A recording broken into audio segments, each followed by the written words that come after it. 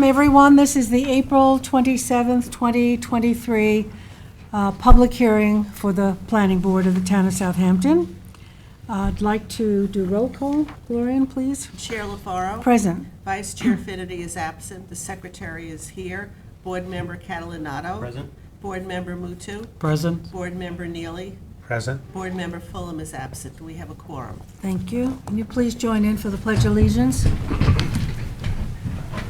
I pledge allegiance to the flag of the United States of America and to the republic for which it stands, one nation, under God, indivisible, with liberty and justice for all.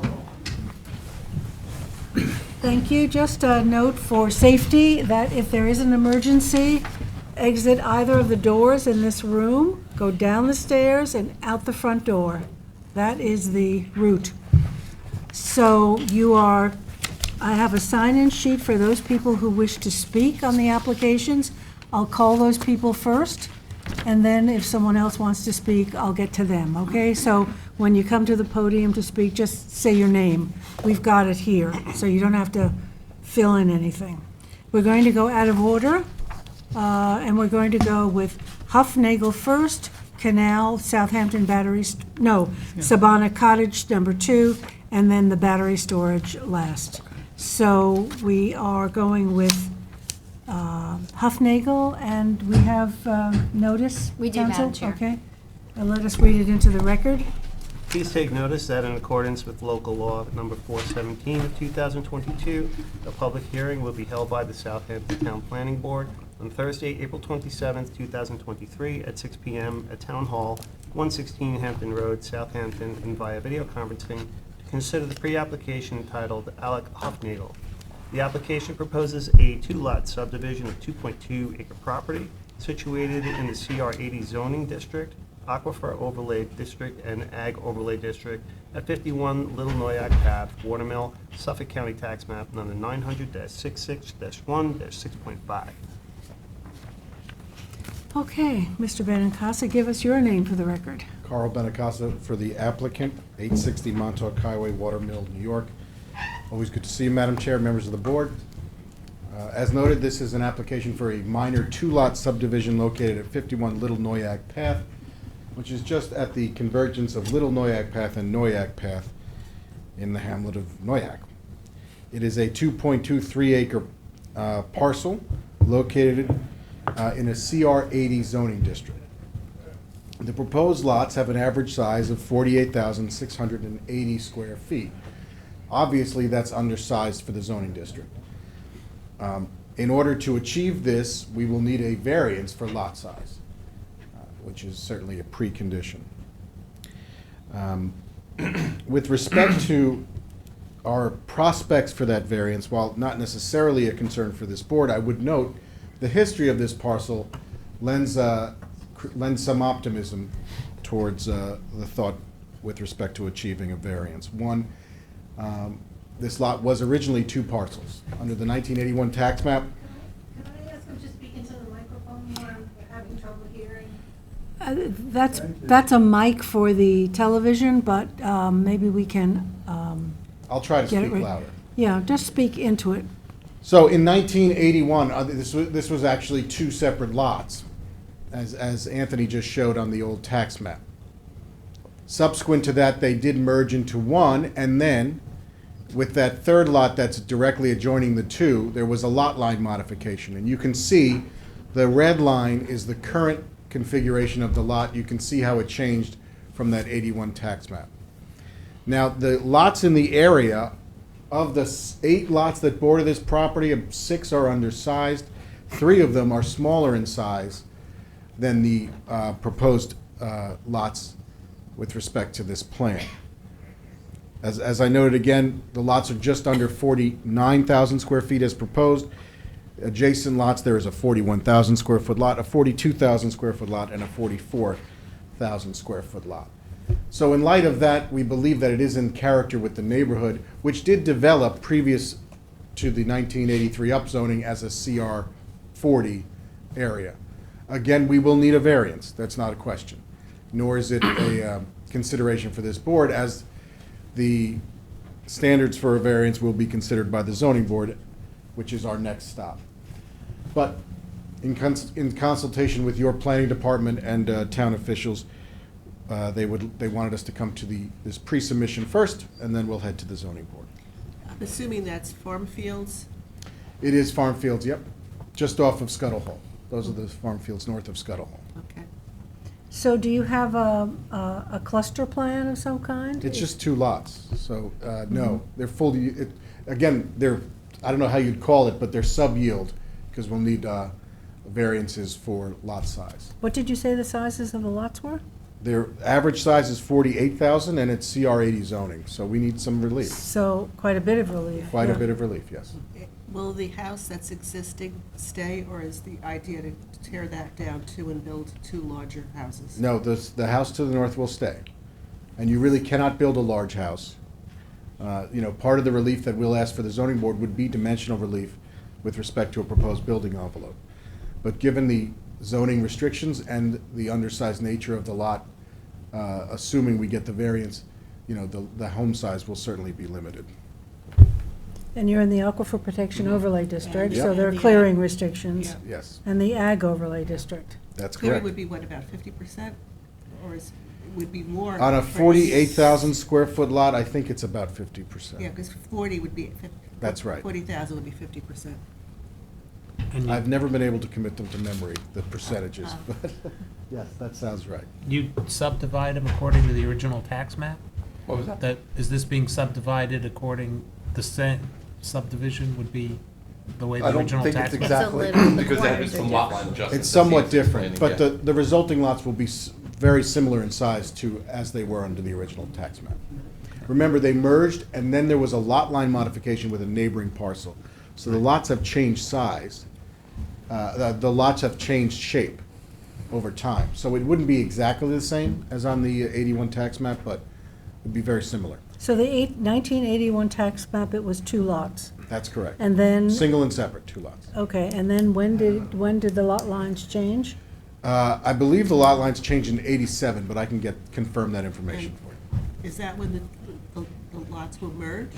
That's when they merged, and then there was a lot line modification in 2004. Ah, 2004. So I'm sorry, I was confused by the question, about what you were asking. The merger, I believe, was in 87, and the modification was in 04. Okay. And was that, why were they merged? Was it intentional, or was it by operation of law? Yes. I don't have the answer to that. Okay. My clients did not own it at the time. We just know that it merged. Okay. Just if I, for the board and the applicant, that lot line change was never really approved, correct? The 04 lot line Yeah. change? Or what? Well, it's in the chain of title. But was there a Agreements. planning board? The reason why I'm asking is Oh, was there planning board approval for the approval of the lot lot line? line Not change. that I'm aware of. So my point is that when they get to the health department stage, they could raise this as an issue, They could. and then we're getting a third part of the application. So I just wanted to put that out there. Yeah, thank you, good point. Okay, so let's hear from the public. We have some people who've signed in to speak. Rosemary and Robert Parroquia. Did I say that right? Parroquia, okay, please. Just state your name.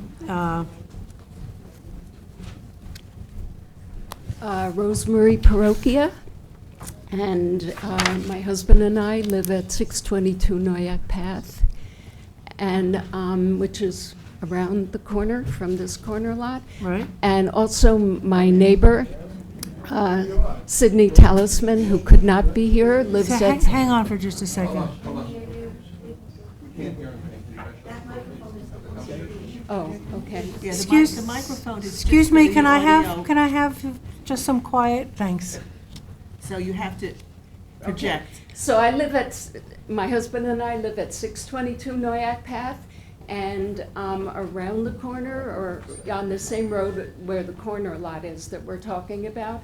And my neighbor, Sydney Talisman, who is a very elderly gentleman, couldn't be here tonight, but he has lived here since next to me on 614 Noyak Path.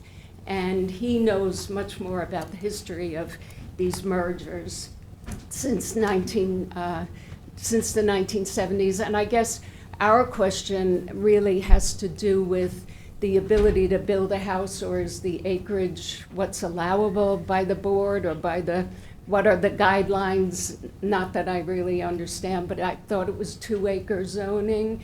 But those are the issues that just come up as concerned neighbors, and I'm speaking for him as well as Right. myself. So you because- heard the applicant say that these are undersized, it's CR 80, 2 acre. Yeah, And these lots, if they're subdivided, would be an acre. yeah, So they have to go to the zoning board for relief. okay, So that's where also statements and issues and positions can be presented. yeah. So, yeah. So obviously, the decisions are above us, but, the uniqueness of the area with the farmland and the vistas is, as important to us as what's, allowable in terms of agriculture and clearing. And so the idea that the sign saying subdivision just concerned us. Exactly. Just Good. wanted to let Thank you for coming. Thank you. Helena Does the husband Rokos? want to speak? Oh. Helena? Oh. No, I think she spoke for them. Hi, how are you? So we just bought next one property. So the numbers is, I think, 596. Just you can hear me. So last year we bought the property which is next, the one which we are talking. So we are shocked because we paid a lot of money, and we thought this 2 acres will have nice privacy, and now we find out, it's planned to subdivide this. So, You're the house northeast? Her property is right here, the one that we were just yes, talking about. just next. So my address is Nojak Pat, not Little Right. Nojak. This is Yes. one right here. And what number is that? 596. 596. Because Mr. Talisman has number, I think, 600 something, yes. 614, yes. And So, it Okay. looks like it's vacant land that you an acre. purchased? Is there a so house? just is property right now. Yes. Yes. Mhm. Mhm. We bought last year, I think, in February, something like this. Yes. So we didn't know. And it's 2 this will acres. be- Your lot is 2 acres? Yes. It's 1 no, acre. 1 acre. 1 acre. 1 acre. Yes. And then it's corner, So we thought it's nice place. Well, the views from there are fabulous. Yes. Okay. Thank you very much. That's all that I have speaking. Does anybody else wish to speak who has not signed in? Carl, do you want to say some words? Anybody on Zoom? No, just in summation, a lot of the neighbors' concerns are better addressed by the zoning board as they have to Yeah. do with lot size, and certainly that's not the province of this board.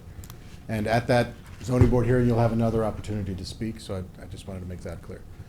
But other than that, the lots proposed are conforming in all ways except, obviously, lot size, and we know that the road that lies ahead, and we'll wait for the report from staff. Okay. Check Zoom. Is anyone on Zoom? Kim? No one on Zoom. No one is on Zoom. Is this pre-submission? Yes, It doesn't say. it is pre-submission. It is pre-submission. So then that's a 30-day. Oh, it's a It's pre-app, I'm pre-app. sorry. It's a Pre-app, That's, pre-app, it sorry. doesn't indicate it. Sorry. I did the same thing. I always confuse those two. I do too.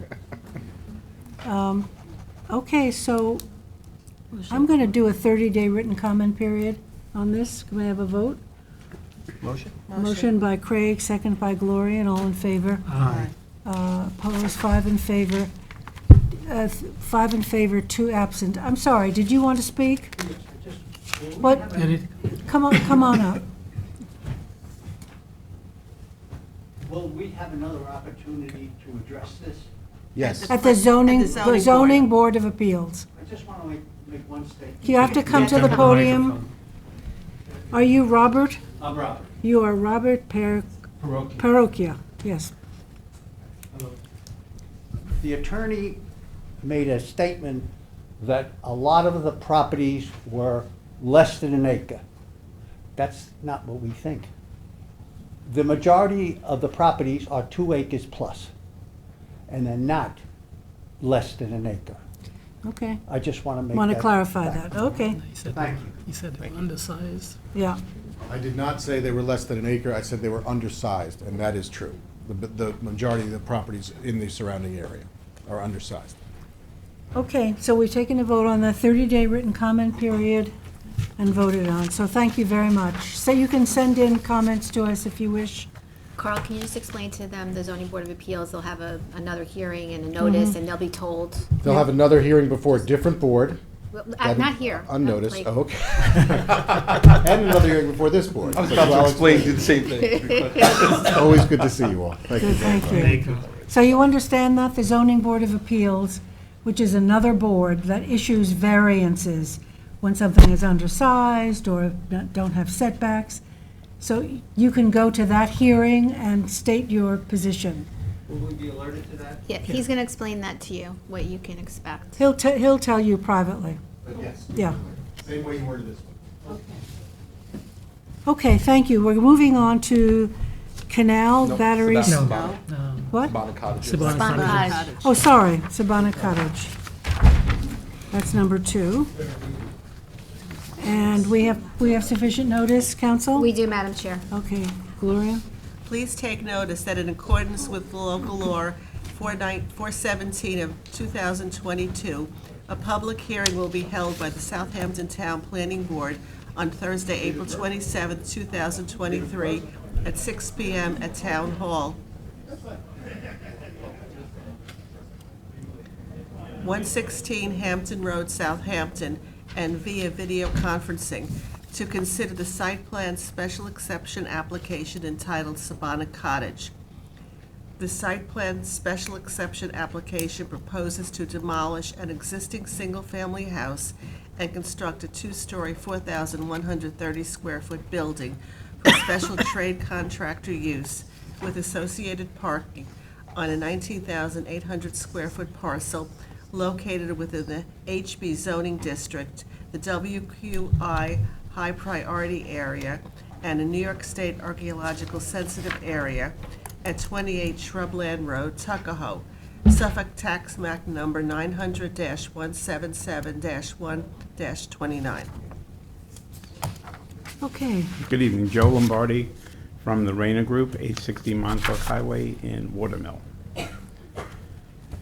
Our office represents Sagabana Cottage LLC, which is proposing a commercial redevelopment of a 19,800 square foot parcel located at 28 Shrubland Road. It's approximately 438 feet east of the intersection with County Road 39.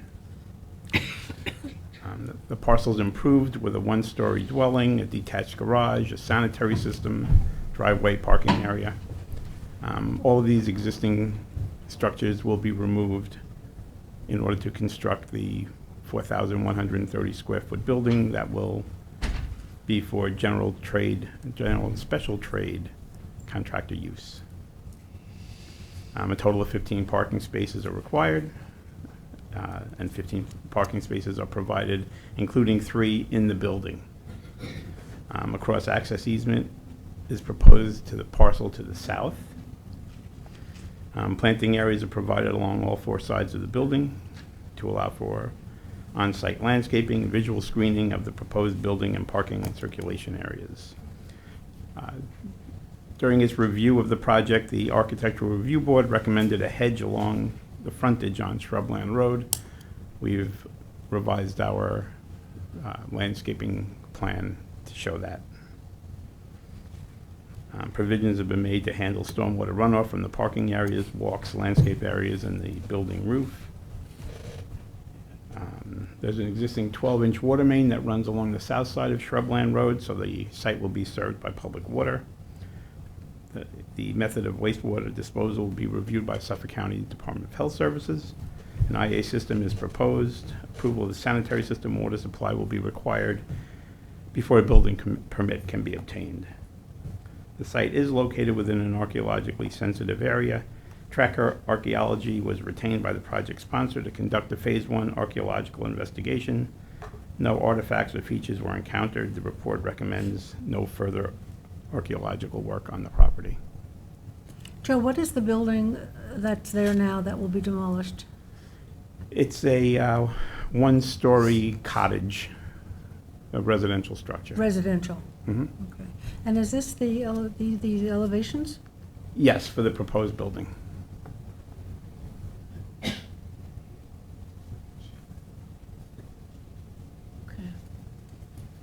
Good. Any other questions? Joe, do you know how much width there is between the edge of the pavement and the property line? As far as putting a hedge in, how close are you going to be to the road? Well, we It's won't be generally putting a around hedge in, 8 feet we or won't be, something. we won't be putting a hedge in the right-of-way, Right. so the hedge will be on the property. Some roads, the right-of-way is closer than other roads.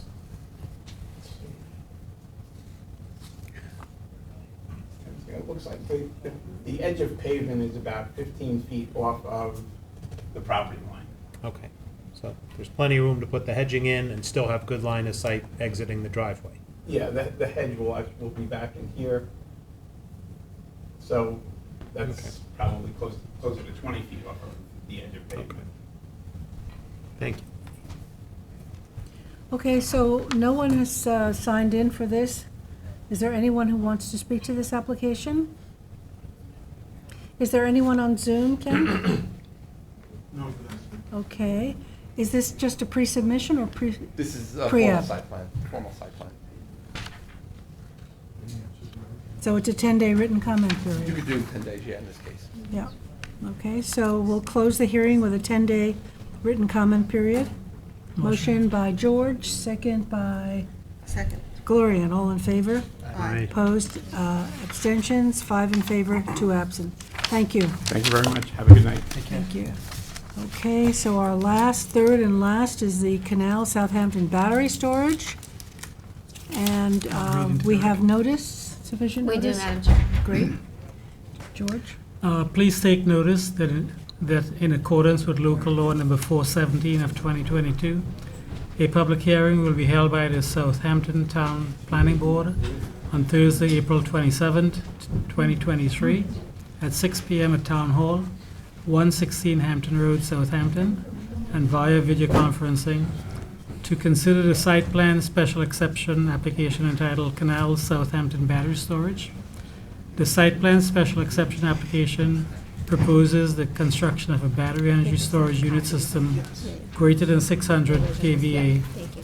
and containing 30 battery enclosures, each with 24 battery modules, on a 4.9 acre property situated in R60 zoning district and New York State Archaeological Sensitive Area, located at 24 North Road and 17 Larboard Road, Hampton Bays, Suffolk County Tax Map 900-208-1-2 and 4.1.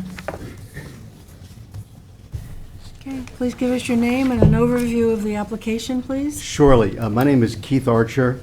I'm a partner at Harris Bloom and Archer, 445 Broad Hollow Road in Melville, and we represent the applicant in this proceeding. May I proceed with a description?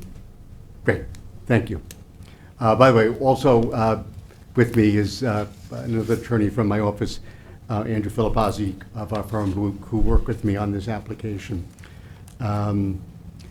The property in question, I think most of you are aware, because this is not the first time that we're before the planning board with respect to this property. But it's a 4.9 acre parcel of land on North Road, which is located approximately 90 feet south of eastbound Sunrise Highway, between the exit and the entrance ramps of Sunrise Highway at exit 66. The property is mostly undeveloped, with the exception of one existing single-family home and 4 auxiliary cottages, which will be demolished as part of this project. The property abuts a county DPW facility on its western end, and the property is zoned R60 residential.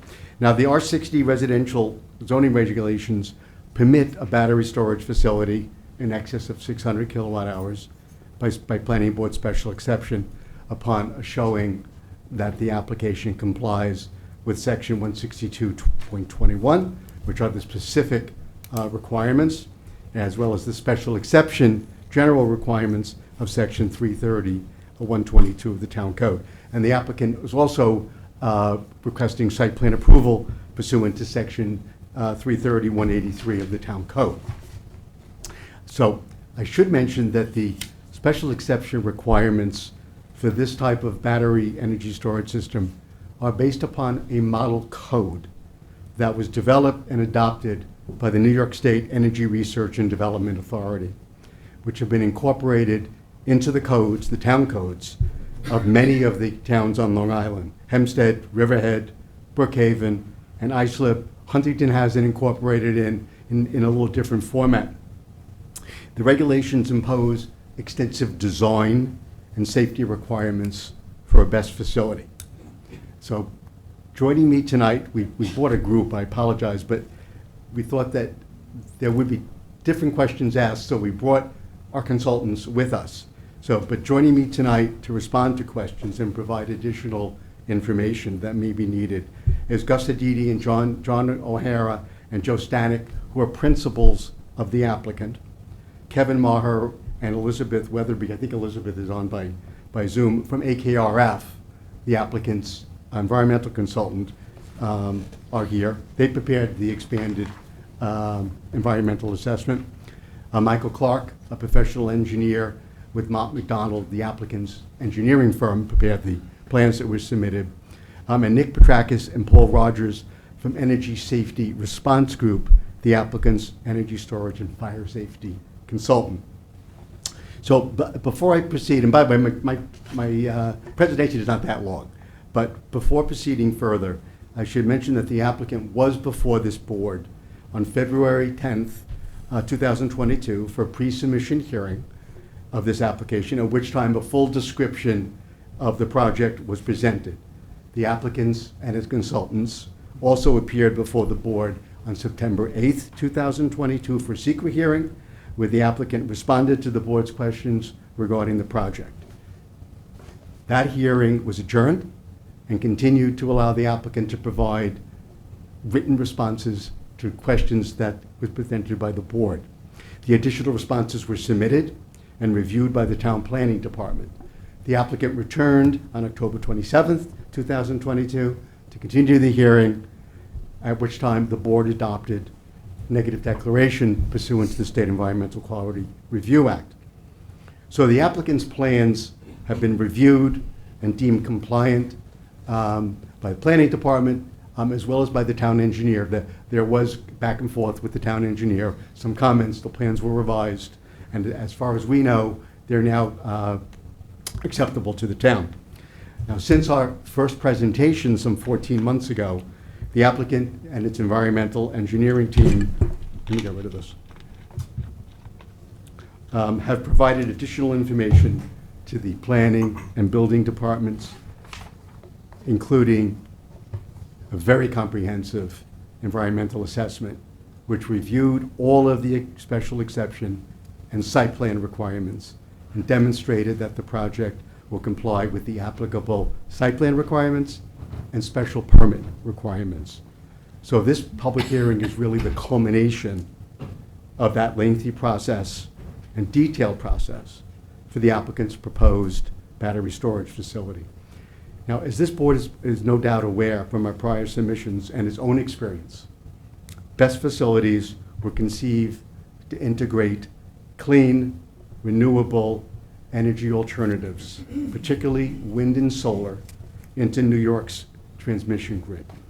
Doing so reduces the carbon footprint by displacing aging fossil fuel generating facilities, resulting in a net improvement in air quality and reduction in the need for additional generating facilities, which is the major goal.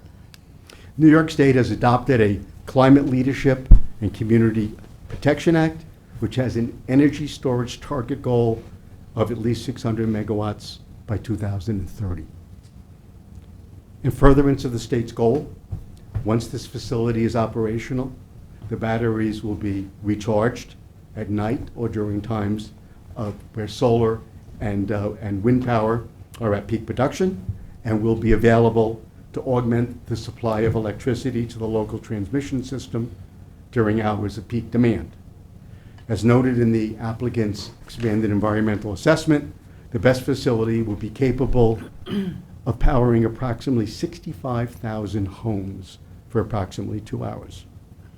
The property is in an excellent location for a BESS facility due to its proximity to the LIPA substation, which is about 1,000 feet, 1,100 feet to the east, and having minimal adjacent properties with Sunrise Highway eastbound directly to the north. The site plan submitted with the application shows 30 battery enclosures with battery modules within each of the enclosures, as well as support equipment that is utilized along with a cable which will connect to the LIPA substation about 1,100 feet to the east, which will be not trenched, but it'll be directionally drilled. The tallest piece of equipment will be 20 feet, and I think that's one singular piece, and it'll be screened, with most of the equipment being approximately 8 to 10 feet. There is existing landscaping around the site. Landscaping will be supplemented, particularly in the front yard. The site will be secured by a 4-foot-high chain link fence with the new landscaping installed on the periphery. So we pointed out a while ago, and I think most are aware, that the site's vegetation has been subject to pine beetle infestation, which we have been advised by the town and our environmental professionals to leave alone, anticipating significant regrowth. And so we've done that, except obviously for the supplemental landscaping that's proposed. Access to the site will be by a singular curb cut on North Road. No parking is shown, since the facility will be operated remotely with only an occasional maintenance vehicle entering the site.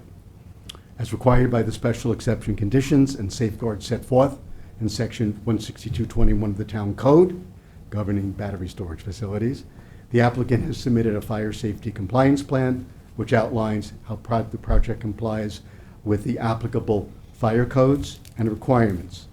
The applicant has also submitted an emergency response plan which provides information to any facility personnel and emergency agencies that may be required in the event of an unanticipated emergency at or near the facility.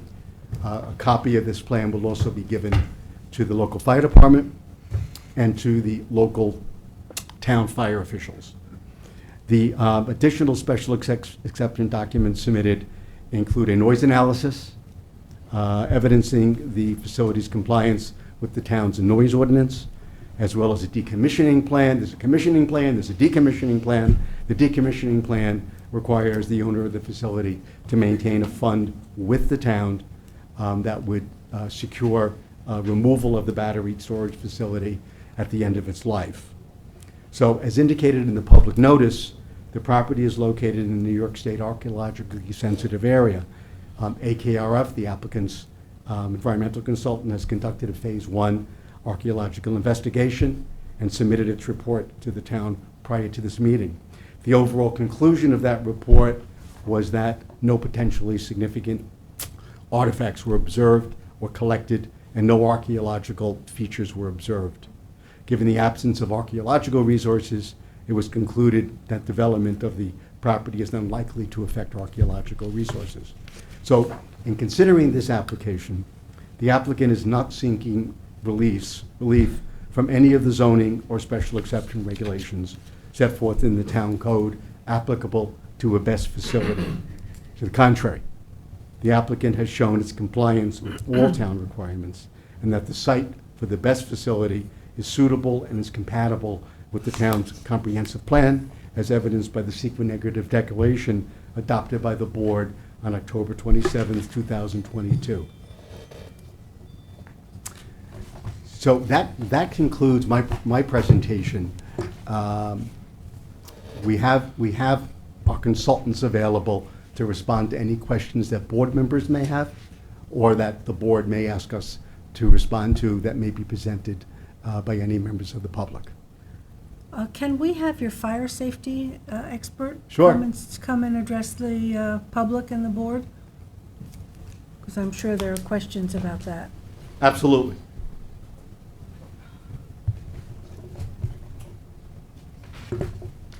Thank you. Members of the board, good evening, and members of Southampton. Appreciate you guys having us tonight. My name is Nick Petrakis. I am a registered design professional in the state of New York. Sorry, of course. Don't worry. Okay, I'll try to project my voice. I'm a smaller guy. And address us, please. Address the board. Members of the board, I appreciate you taking the time hosting us tonight. My name is Nick Petrakis. I am a senior consultant with Energy Safety Response Group. We specialize in battery energy storage systems and energy storage safety. We are made of members of past fire department personnel, first responders, and engineers such as myself. I'm here to answer any questions that you may have about energy storage systems, even specifically lithium-ion based energy stationary storage systems, as I believe that is something that is out of our expertise and we can help you out with tonight. It is out of your expertise? It is our expertise. Okay, so just to tell us a bit about lithium batteries, the safety of them, the danger of them, et cetera. I'm sure the public wants to hear that. Okay, fantastic. So prior to me joining ESRG, I was the Assistant Deputy Director in the New York City Fire Department's Sustainability Unit. And what I did at the New York City Fire Department is I reviewed lithium-ion energy storage systems for installations within a very densely populated urban environment such as New York City. This started and fell on my plate back in 2014, where I was joined with our principal founder, Paul Rogers, who's in the room. We were trying to develop requirements for energy storage systems in New York City. Since then, there's been a tremendous amount of lessons learned and development in the technology itself, especially in regards to safety. I think lithium-ion batteries, unfortunately, do get a sort of a bad name. If anybody has seen anything that's happened in the news lately regarding e-bikes and e-mobility, it is a very serious issue that's unfortunately plaguing New York City at the moment. The technology itself is not something that's very new. I think everybody has a lithium-ion battery in their pocket right now, from their cell phones, from laptops, and electric vehicles and such. Stationary installations, stationary lithium-ion battery energy storage systems, that similarity ends right there at that cell level. There is a tremendous amount of research, a tremendous amount of safety requirements that are implemented to be able to even allow any of these systems to be installed in any sort of stationary system and stationary application. I think we talk about listings. One of the big important requirements for these systems is for them to be listed by a nationally recognized testing lab. And basically what a listing does is an independent third-party company will take a look at the technology and scrutinize it for safety. And ultimately, once it meets a certain level of safety standards, they will put that seal from that agency. We've seen it on laptops. We've seen it on almost every piece of technology. That little UL stamp basically means that it's been validated for safety. So there's a tremendous amount of history as far as the codes go. New York State itself with the 2020 Uniform Fire Prevention Code.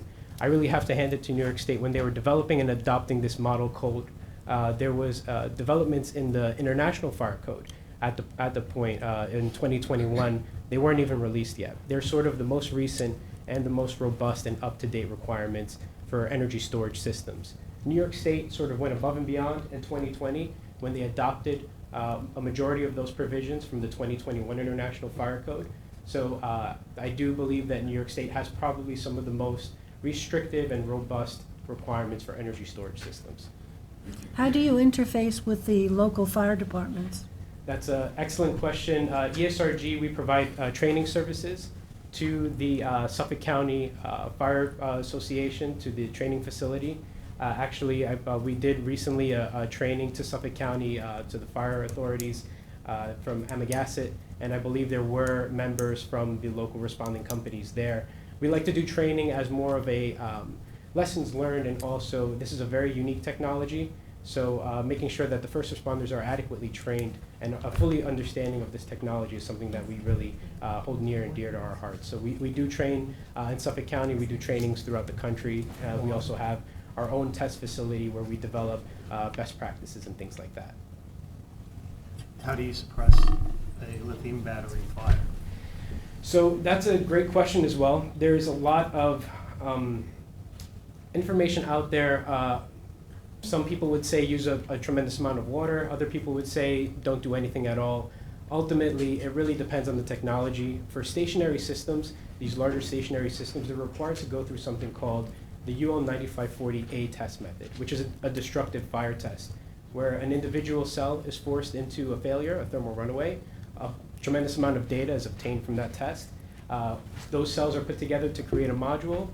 The same exact test is rerun, and then same with the unit level when you have a larger system. And what this testing does is it validates a lot of the safety requirements. It shows that these technologies are resistant to propagating thermal runaway, but it also provides insight onto some of the protection techniques and also for suppression.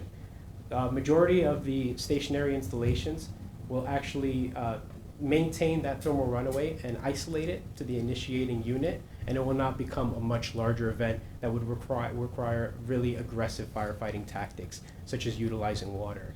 When we train fire departments, we holistically take the approach of a very defensive, nature of firefighting. We do not want first responders going into facilities, opening up cabinets, actively putting water into that cabinet itself. These technologies are designed to sort of, I call it safely consume itself, which is sort of a very unique approach for a lot of technologies. But ultimately, these systems are sort of tested to show that they can keep that failure isolated to within the unit. So they're in a protective container, right, with their own water system to extinguish the fire. So does it? I know I'm no expert in the field, but wouldn't that generate steam, and steam generate pressure and Right. possibly? So water is also a double-edged sword. So the technologies themselves typically don't utilize an internal water-based system. Some technologies have an alternative agent, as such like a clean agent or some sort of other agent that will interfere with the combustion process. For the most part, these technologies will not utilize any sort of incorporated suppression systems because that thermal runaway event is really isolated to that individual module. It's not going to propagate, it's not going to become a much bigger event that would warrant or necessitate water being introduced internally. Because you're absolutely right. Water, if it's put into a system that isn't affected, it could create more problems than intended. And oftentimes, our guidance to the first responders and when they're taking a defensive approach is only to utilize water in a defensive manner if it's needed to cool adjacent exposures or manage any sort of incident. Okay, that's a question. And if you do use water in one of those instances, what is there, if there is a process for, because obviously that water is going to run down and go into the ground, the bays, wherever. So what are the mechanisms by which you clean that water before it disperses elsewhere? Yeah, that's a great question. In our testing lab, we're also doing a tremendous amount of data information gathering as there's also a number of different agencies throughout the country that are taking that information. When we recommend a defensive approach action, it's ultimately not utilizing water to really get into that cabinet and interface with those battery technologies. So water, when it's used in defensive sort of approaches, it's more along the lines of sprayed on the exterior of adjacent systems. It's not directly going into that technology itself and mixing in with the battery technology. So that water runoff, depending on how that water is utilized, could be more alluded to something that's similar to rainwater runoff if it's not aggressively introduced into the battery cabinet itself. We are still collecting a lot of data. That statement is really ultimately dependent on how much water is being utilized and how aggressive that approach is. But for the most part, with our recommendations to the fire service, taking a defensive approach to it, that water runoff is not going to contain anything exotic that we see that need any sort of special containment or anything like that. Have you been able to speak with the fire department here to see whether or not, because obviously everybody plans for the worst case scenario, they have the capacity in terms of water pressure, et cetera, and ability to put out in case there was something? Yeah, so not for this specific site, but we do a lot of training with the Suffolk County Fire Association, and it doesn't require any sort of unique technologies or any sort of unique resources from the fire department to respond to any one of these systems. I think with the water supply that's available from the municipal supply in the area, and also the resources that the fire department already has at hand, they're more than adequate to deal with any sort of incident. With that caveat that we still always make this recommendation that these systems still develop an emergency response procedure and emergency management plans, which Rhineland has provided. It's good to do site familiarization and training with the fire department so they're aware of this system and they understand that it is in their responding agency and their jurisdiction. So you would come in and work with the Hampton Bays Fire Department? I'm sorry? You would come in and work with the Hampton Bays Fire Department or other And, assistant and departments? adjacent fire Assistant, departments right. too, because- Absolutely, that is our intent. We're constantly training with the Suffolk County Fire Departments, and I think that is, something that we do think is very critical with constant interface with the departments and constant training, so they're aware of the hazards associated. You two- mentioned I'm that sorry. the containment would keep the batteries that were blowing up intact. What is that made of, that it wouldn't melt or what? That's a great And question. Can I piggyback a question of that, which was one of my Absolutely. questions? I'm sorry to, but so, yes, I think the approach we're hearing is that you let it burn as best you can. And by the defensive approach of not introducing water, you're not having contaminants from the fire. But what are the byproducts of combustion that's going up into the air that's unique to lithium fires? Excellent. So for the first part of the question, these energy storage technologies are incorporated with layers of safety. It's either passive barriers to isolate that thermal runaway, cascading prevention. It's also electrical protections, right? These systems have a 24/7 monitoring system that's basically constantly collecting the pulse of this system, seeing how the technology is operating, seeing if there's anything that's operating out of bounds or out of normal. This network's operations and this battery management system is going to actively protect it. If it sees that things are going where it's not supposed to be going and they're operating out of the normal, it does automatic protections as far as isolations and things like that to protect the system. So we have our first layer, which is passive protection. We have our electrical protections. And then we also have a system level approach. If there are an amount of flammable off-gassings that were to develop within that enclosure, there's a number of active fire protection systems that are there to mitigate that hazard. So these energy storage systems are really heavily dependent on a multiple layer safety approach, which are implemented in a lot of the safety standards and requirements. But I do want to talk about the off-gassing as well, which is something that's also being discussed heavily in the industry. It's really dependent also on the individual manufacturer. I mentioned that 9540A test method, which is a destructive test method. Part of that test method is actually to take a lot of that data, that off-gassing data, that's during the thermal runaway event, and it gives guidance as to how to design those protection systems.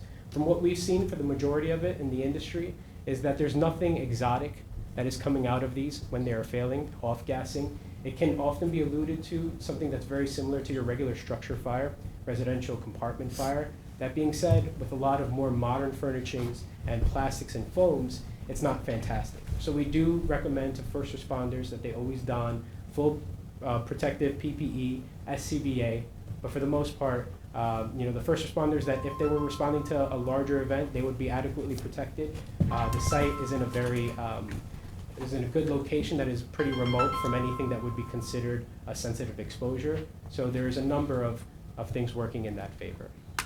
So worst case scenario, you have one module, one container, which has to burn itself to destruction, for example. How long do you think that fire would go over in order to burn itself out? So it depends on the manufacturer. It also depends on how that failure, how severe that failure is. There's that 9548 test data that we mentioned. Also includes a timeline of events. So depending on how that cell is structured, depending on how that module is structured, it'll give you a good insight as to how long this duration of event is expected to be. Like I mentioned before, a majority of these applications and a majority of these technologies are designed to isolate that. So if there is a thermal runaway or even a thermal runaway that's cascaded to maybe a number of adjacent cells, from the exterior of the system, it would show that there'd be no external visible flaming or anything like that. That failure has been contained to within that unit. There's sort of no exacerbated failure that would propagate to any of those adjacent systems. So even that duration of event, and that is isolated within the module, depending on how long it is, it's really dependent on those 9548 tests and what they show. The approach for most of these systems is to contain it, so it wouldn't show any sort of exterior. Okay, I understand that, but the question I'm really asking is, okay, so real-world examples, there must have been have there been any fires, real-world fires in any of your systems anywhere in the world? Absolutely. There's So, so how long from the start of a fire, let's call it that, to it being fully put out or fully extinguished? And the reason I said twofold. One is all our fire departments out here are volunteer. People don't have full-time jobs they get paid for.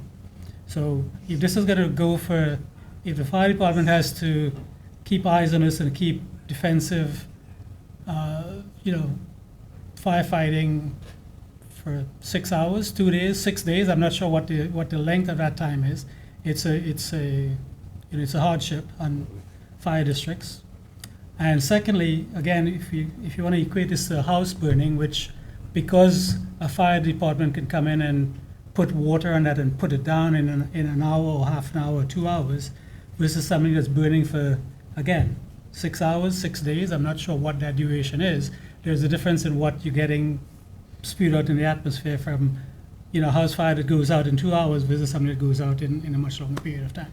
Yeah, so for me to give you a good estimate baseline on the duration of event is really going to be in flux depending on how that manufacturer designs their system. But that being said, this is something that we deal with not just in Long Island, but throughout the country, volunteer departments and the resources that they have available to them. And we truly feel for them, especially with staffing issues. But that being said, we also believe that it doesn't require a tremendous amount of resources. In my previous experience in New York City, we implemented something called the Certificate of Fitness, who is ultimately a subject matter expert. They're familiar with the site, they're familiar with the technology, they're also sort of the phone a friend to that fire department, to that incident commander. So these sites are equipped with a BMS notification center where they could pick up that phone and they could call and see what's going on in the interior of the system and even call for some help from the subject matter expert. That is the key to allowing the fire department to be alleviated from a scene and not waste any more resources there than absolutely needed. Because oftentimes that failure might not be necessarily visible and they'll have no idea what's going on. If has it finished, are we going to be called back to the site? Having the information and having that subject matter expert at hand gives them the ability to sort of hand off that system to somebody that's ultimately familiar and is taking a look at the internals and seeing how that system is behaving. So I guess what I'm trying to get to is to ultimately alleviate a lot of those concerns with resources from the fire department, having that implementation of a 24/7 monitored facility where they can reach out and they can see what's going on in that system is going to be able to give them a little bit more confidence with what's going on in that system. So do we not know the specific units that are going to be used at this facility? No, we do have information on that. I like to speak in general terms for lithium-ion technologies because for the majority of them, a lot of these safety measures are all very applicable. So, we're not seeking any sort of special exemption for this project. Right. And, they're going to be in compliance with all of the stringent requirements in the New York State Code. So our planning board, we're used to dealing in very specific information. So when Board Member Mutu asked, specifically how long would this unit burn for, and we don't have a definite answer, that makes us a little uncomfortable. Ultimately, our board is responsible for an awful lot of people in the community. I would feel very uncomfortable saying, I don't know. Right. So we need to know. So I do believe that 9548 test data should be able to be made available to the board for review, but that's ultimately... Well, I'm also curious too, if there has been a fire at a facility where there is at a BESS facility in Texas or wherever, how long what was the duration of the event? I could just speak to generalities. I'm sure... I'm looking for specificity, not just generalities. Yeah, understood.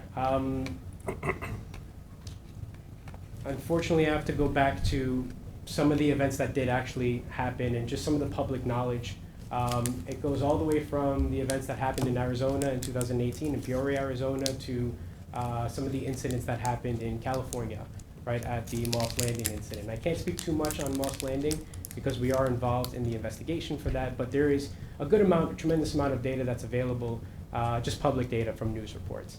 That event was an extended duration event, but that event also was a testament to a system that failed safely. A system that safely consumed itself without. How long was the event? The fire event, it depends on, that could have been exacerbated due to maybe some of the more aggressive firefighting tactics. Some of these systems are designed to burn. No, excuse us. No. The conversation has to be this way till we give you a call. So that event was an extended duration event. It was almost an entire day. It wasn't burning for an entire day. The fire department was at the scene. Those systems that were there are designed to consume themselves in about 4 to 6 hours, which is a pretty lengthy amount of time. I do want to make also. Okay, but that's an answer we're looking for, right? Because I'm a volunteer firefighter, so I know even when we go to a house fire, we're there for 4 to 6 hours for a decent house fire anyway. So I'm looking for something of comparative duration, so we have an idea of what we're looking for. I think somebody wants to, I don't know if he's a. Yeah, and I just wanted to, I appreciate that, but I also wanted to make the distinction that that's also a different technology. Okay. So I don't want to mislead you with a number that might not be necessarily reflective of the technology that I understand it. We're looking for real world examples to give an idea of Right. what Yeah. Okay. Okay, we have a lot of people in the audience. I just want to ask you one quick question before we get to the questions Absolutely. that maybe you can address as well. How many of these systems are up and operating of your systems and in New York State? I don't have the number specifically for these systems. I think maybe somebody else from the team might be able to give you that number of how many systems they have operational. You actually have operating systems right now. That's my question. So we're the safety consultants. This is more for Ryland. Right? You know that there's a system operational now in Flanders. Gus Aditi probably has more information on that. My name is Gus Hadidi. I'm a principal with Rhineland Energy. Yes. Speak up. Okay. Give me your name, Gus. My name is Gus Hadidi, Rhineland Energy.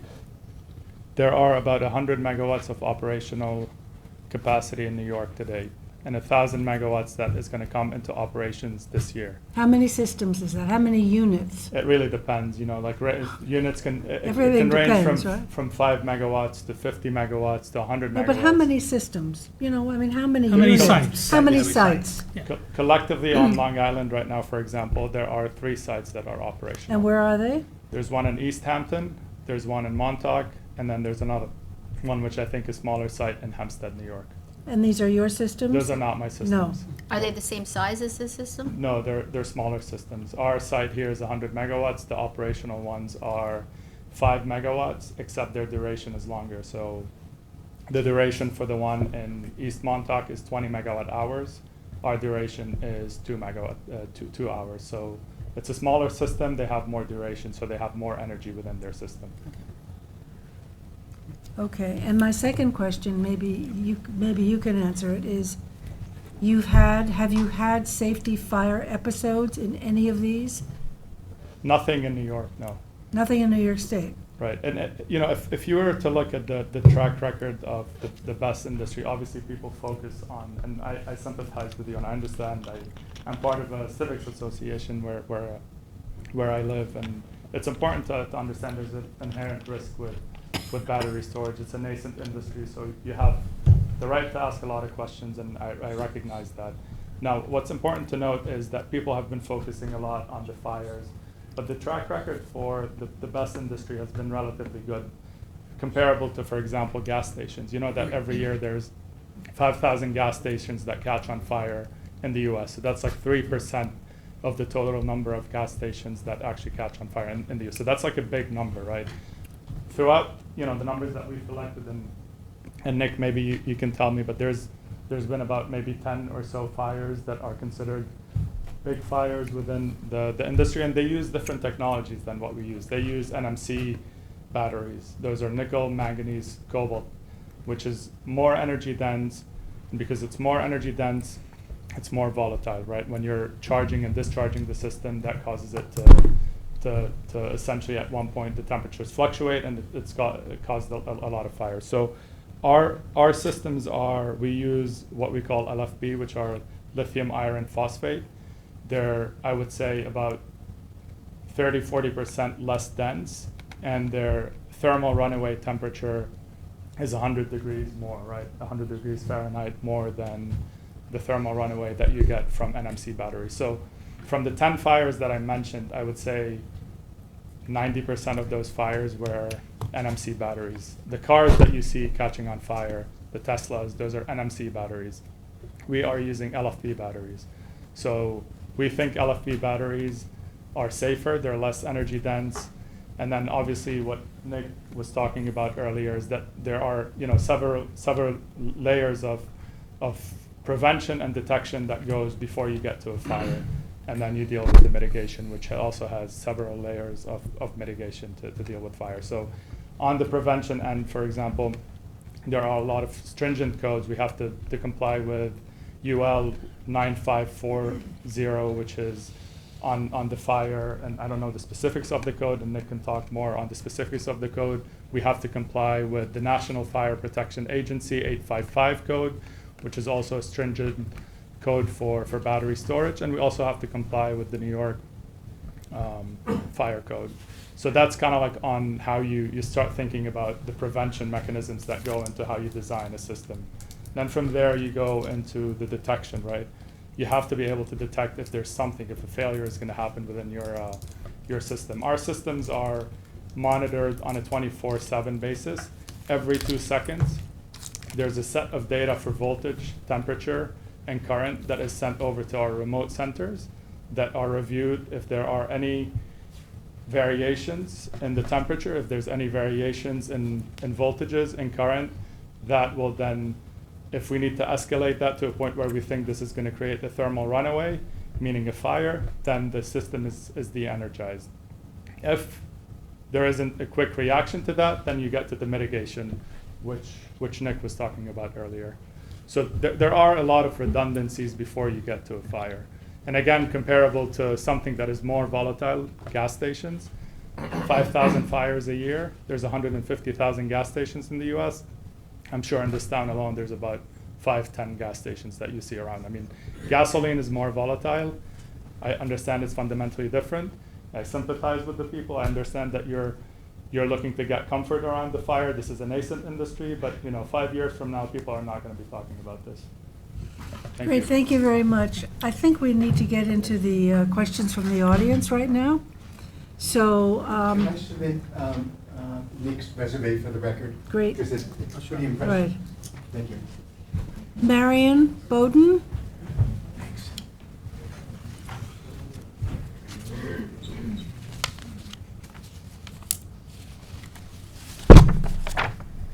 Marion Bowden, Hampton Bays. I came in scared, and at this point I think I'm frankly terrified. I also apologize that my education, my degree is in psychology, which didn't exactly prepare me for the particulars being presented this evening. I'm lucky I know what a megawatt is at this point. I have a lot of disparate things to bring up, and then there are other people who'll come up, and so if I'm a little disjointed, please forgive me, okay? Yeah. First of all, I don't know if this is important, but on all the paperwork the town has submitted on this, they said that it was on North Road and Law Board Road, and there is no Law Board Road. Apparently it's a mistake, it's a Starboard, we think, but there is no Law Board Road, so right That's off the town record right there, just on the screen, just so you can see, it says 17 Law Board Road. Law If it's a Board. mistake, we'll fix it. So I don't know if this makes the whole thing null and void, wouldn't that be interesting? One can only hope, but then again, my degree in psychology didn't prepare me for that. Another thing I'd like to just pass you, it's just a Xerox copy I made, but it's I'm keenly aware of the fact that except for one brief moment, we never saw what was around that site. And I'd like to point it out, and you can pass it. This is Mishot Beach. This is the Shinnecock Canal. This is Shinnecock Bay. You're about a block from here and 2 blocks from there. And here's the site, the proposed site. Yeah, there, we've pulled out, yeah. Couldn't be closer environmentally to a lot of water. I mean, Yeah. so you talked about spillover from water that you used to put out the fire and where it could go, which I thought was a great question, Christine. Think of where it will go, the canal. Marion, you have to go to the mic, otherwise it won't pick you up. I'm sorry. It's all right. Anyway, I don't know, where it would go right off the bat. That's kind of scary too. I also want to thank you for requesting, this is your board, and great questions. I loved your questions because I haven't said it into my mind. But thanks for requesting that the proposed plan be paused. I think this is just way too an important and scary issue to feel like we're rushing through, like, what's the rush, kind of. In fact, I just read the other day that the Chinese are very far ahead in coming up with a sodium system. I read that too. New battery. Maybe we'll never need the lithium batteries. And the town board, I thought was interesting. They said they don't even know what questions to ask. I mean, we're faced with so much in doubt here, even trying to get a straight answer. Everything was an estimate and a guesstimate and what have you. I've made a little note. I said, I forget where I wrote it, but I said, like, the current data only seems usable as kind of a guideline. Like, nobody seems to have been able to put it all together. And I wish I had a team. I do feel like David versus Goliath here tonight, but Jay Schneiderman, our town supervisor, said, and I quote, and this bothers me tremendously, I don't know all of the details, we've invited people based on our code to make application. And it bothers me that it seems like the town even invited this in and changed the code to make it doable. And if you know the area, it seems unconscionable to me that anybody could do that. When I built my house, it was on a lot of 10,313 square feet. I still remember that, which I thought was wonderful. Of course, then I hear it was about the previous applications, 48,000 square feet, and I go, wow. But if you know over near Mashut Beach, that whole side, on the north side of the proposed place, those were originally, a lot of them were summer cottages that have been done beautifully over the years, but they're still on teeny tiny lots. So we're talking about a lot of concentration of a lot of people. Like, they even said, well, there's one house on there and 4 cottages, like, nothing. But there was a lot of people around there. It's a densely populated area. Then, let's see. The town board amending the code to allow this, it bothers me, and I guess I should take that up with the town board, and hopefully I will. Another thing, I read an article by, it was an environmental something or other, and it said noise is a very significant concern. Now, I know the one on the west side of Hampton Bays that hasn't formally been submitted yet, they talked about a 12-foot wall around it. They're just talking about like a natural barrier. I don't know what the heck that means, especially with all the homes right around there. You know, fir trees, I mean, plum trees. I don't know what a natural barrier is. Southampton has avoidance areas of concern for environmental reasons. And they say environmental, historical, cultural, or recreational. And I think considering the site with Mashut Beach, with the canal, with the marina right there, boats coming back and forth. I mean, it's fishing, people fishing. It certainly is environmental. Historical, I do believe it's also historical, based on when the British were here, especially on the east side, there were forts, so I think maybe on the west. Cultural and recreational, certainly it's recreational. Was mentioned that there would be a curb cut access to the site. And that kind of bothered me too, because curb cut access, if we're going to be needing, God forbid, fire vehicles, emergency vehicles from all over, I'm even wondering how adequate the access site would be. Okay, I also wrote on the back here, being a little snarky, nothing will go wrong until it does. How often have we heard that? Oh, we never anticipated that this would happen. Okay, and I'm almost finished, and then my team Yes, we have several people. My who team wanna will be up speak. shortly. Okay. Okay. Let's see. One thing, I'm pleased that the proposed plan pause came from your board. And the town board even says, one minute they say, they think it's okay, and the next minute they say, quote, they're even unsure of what questions to ask. How safe can we feel when the town board doesn't even know what questions to ask? And Christine, you said, you were quoted in an article saying how you want to facilitate good projects, and yet at the same time support innovative projects, which we understand, but this seems like a little bit dicey, but I thank you at least, that you recognize that. And then, I think this is That's it, last, Marion? but not You got it? least. When Jay Schneiderman said, when a moratorium is considered, I just get concerned because we've invited people based on our code to make application. They probably have expended a lot of time and money trying to come up with a proposal that met our code.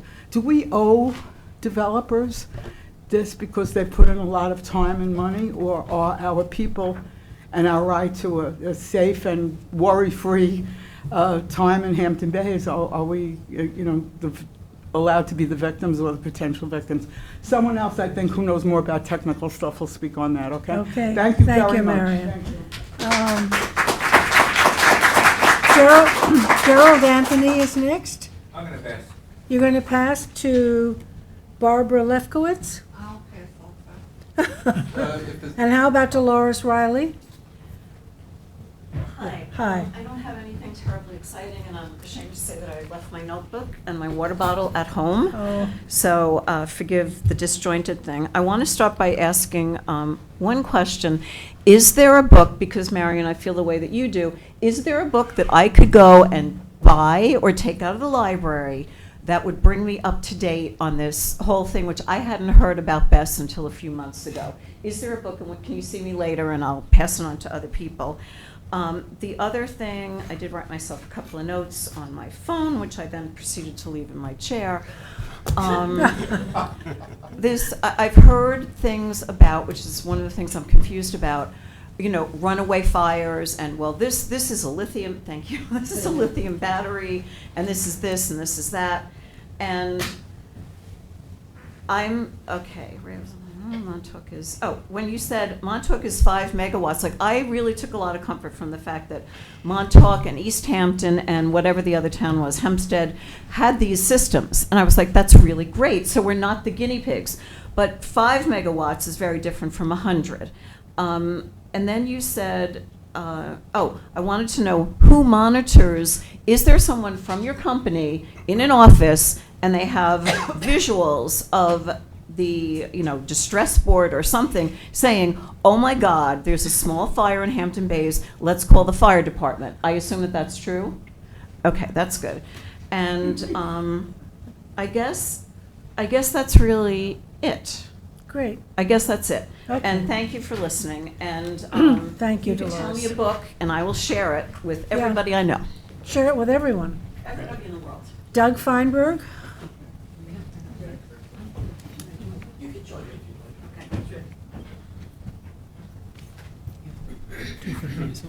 Good evening, I'm Doug Feinberg from Hampton Bays, and I'm Bridget Marr from Hampton Bays also. Bridget Marr? Yeah. And we're neighbors.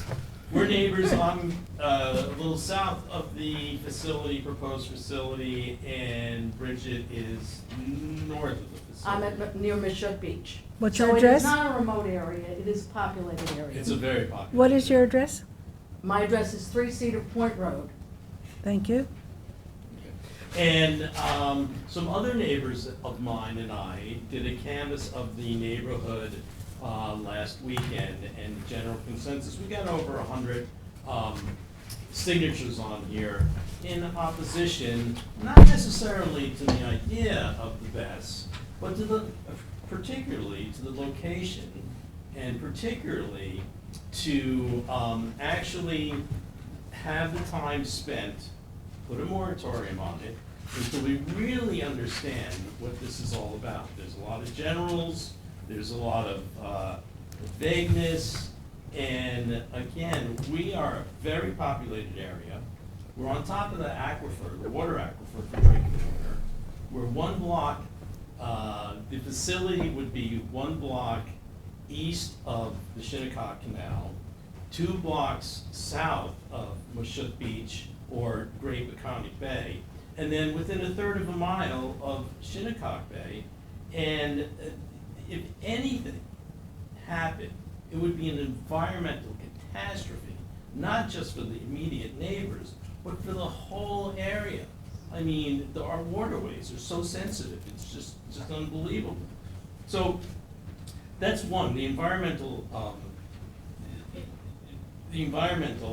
issue, and then there's the sound pollution issue as well. You know, we don't know how much, you can talk to me about decibels, they can talk to me about decibels. You have to equate it to a jet engine, you have to equate it to something that, again, you're gonna go sit out on your back deck with your friends and have a humming sound like a jet engine's ready to take off. Because these things obviously have to have some sort of coolant that's going on a constant basis. From what I understand, they have to maintain a temperature of 500 Celsius, and I don't know what that equates to in Fahrenheit. But obviously, there's a coolant issue going on there. Well, we'll have one of the engineers respond to that, so, because that's a good question. Okay? And,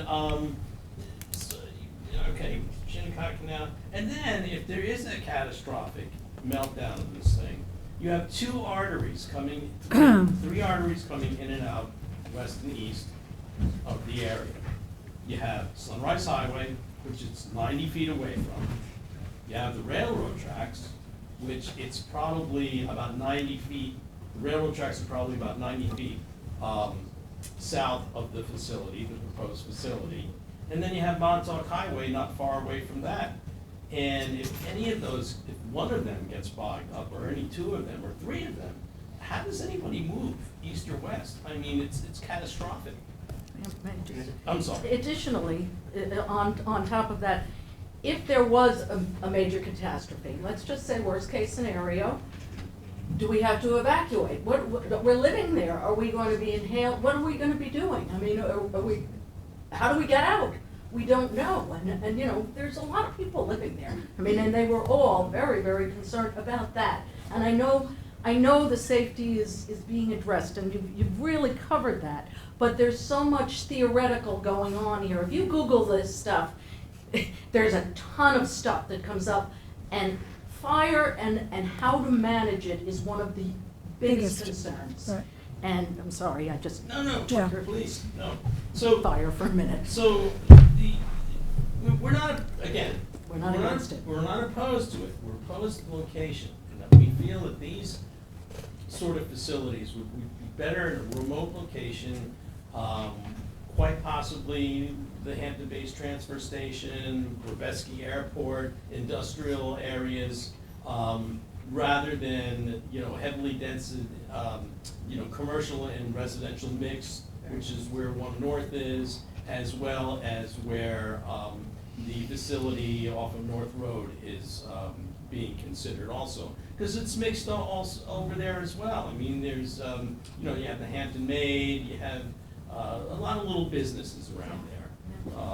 So, and again, I think I think that the town needs a considerable amount more time to gather information Right. before really making decisions. Can I just say one thing? I'd like to say that if you really ask everybody in this room, you guys included, and Gus, I think you sympathized with us, if that's your name,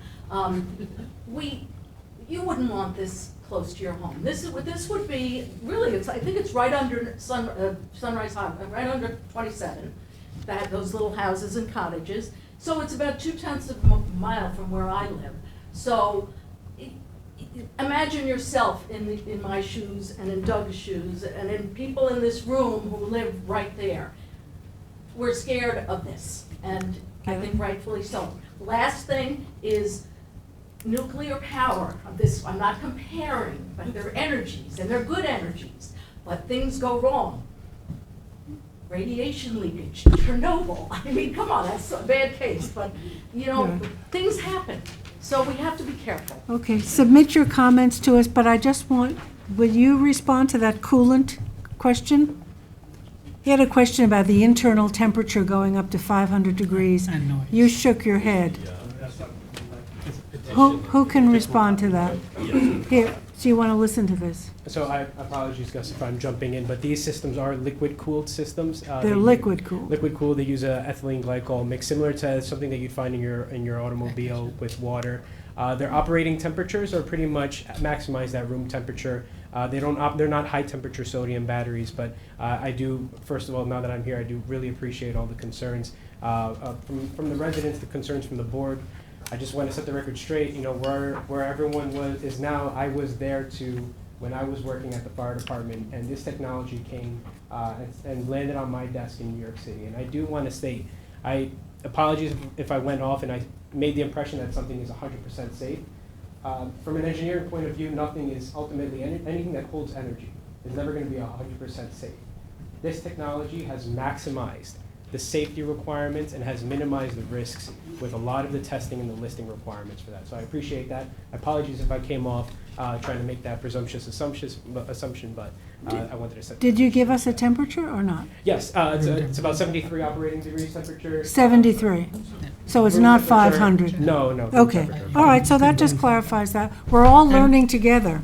If I may follow up, one more question again that she raises, and again, just what's the noise level at operating temperature at the property boundary, for example, and how does that compare to a lawnmower, for example, for comparative purposes? Hi, my name is Kevin Marr. I'm with the firm AKRF. We prepared the secret environmental documentation as well as the noise analysis for the project. And the project will comply with the noise code. Not my phone. Ice cream. The project will comply with the noise code. At the property line, our noise analysis indicated that it will be 55 dBA, which is compliant with the city requirement. And 55 dBA, looking at our, I'm a planner by background. I'm not a noise acoustic expert. But our noise acoustic technician is indicated in our noise report, which was reviewed as part of the secret analysis, that at 55 dBA, essentially light car traffic at about 50 feet. So that's about what the equivalent. Sorry, I don't have the number for a lawnmower, but No, yeah. I understand that, but I see, Yeah. even when you said 55, I saw that Marion couldn't quite comprehend what that meant in terms of noise level. So Yeah. equating it to light traffic is a At good 50 indication. feet, correct. Yes, thank you. And this is at the boundary of our site. Yes. Correct. So, And if you're can I on ask the a- way to your residence, Yeah. obviously the Follow up on- there becomes the- I just wanted to let, there was someone else who does want to speak. So we're not Right, we have a question. Following up, do these units, I know that's a possibility they catch fire. Do they explode? And also in terms of, again, emissions, and I think George alluded to this, and a house fire, for example, if they burn, first off, do they explode? I know they could possibly burn. If they burn, compare it to a house fire in terms of what's going into the atmosphere. So when these systems go into thermal runaway, which is the typical failure mode, they do generate flammable off-gassing. But the system is designed to mitigate that with what we call an explosion mitigation system. So if that flammable environment were in a very worst case scenario to develop within that container, if it's found an ignition source, it could create overpressures and potentially, explode. These systems are designed with a sort of a deflagration vent that is going to alleviate at much, much, much lower temperatures, lower pressures than something that would be catastrophic. So it would pop open, alleviate those pressures. It wouldn't create hazardous pressure waves. It wouldn't create shrapnel. That's ultimately what they call the fire protection approach, the explosion mitigation approach. So these systems have the potential to create flammable off-gassing during thermal runaway. You've seen the videos with e-bikes going on fire, and it's a very volatile effect. Ultimately, going back to the multiple layers of safety, In a really worst-case scenario, if that were to develop within the cabinet, it's designed to safely release that pressure so it doesn't have that really hazardous effect. And your second question was? Well, it was with regard to like a house, comparing it to a house fire. Yes. You know, with billows of smoke and, I mean, Yeah. are these things, again, contained, or can you expect a lot of? Right. Information from the industry shows that the release from these systems there's nothing exotic there that's anything different from your normal house fire. The systems are designed to contain to an individual unit, so it's not the expectation that this entire failure would propagate throughout all of the other systems. It's going to be isolated to that event, and that off-gassing will go up and it'll typically disperse and dissipate within the atmosphere.